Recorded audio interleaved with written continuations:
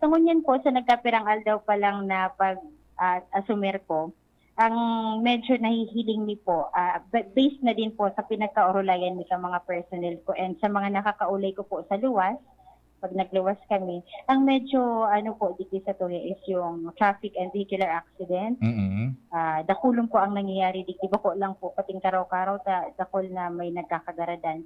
And some crimes na rape, acts of lasciviousness. So, yan po ang mga medyo dapat tawanan na ning initial or immediate na na pansin kumbaga. Mm. Ang sa duman po sir sa vehicular accident cases, nag-ulay po kami ni Mayor kasi ang plano ko po talaga is mag-request ako ng mga signages na sumasdarakula kasi po pag nag-aagi po ako, pag nag-uli man po ako pasiring sa lugar ni Mama sa Bakakay, mahihiling mo talagang pagkabanggi sobrang may part, takol na part na masyadong madiklom. Mm.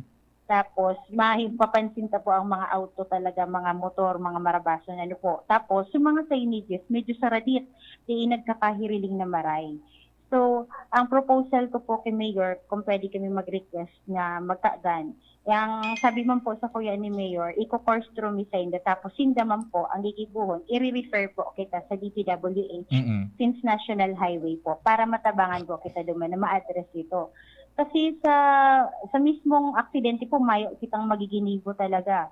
Kasi aksidente nga ni po. Kumbaga, duman kita sa preemptive measures kung paano ta ma-address itong problema pong ito.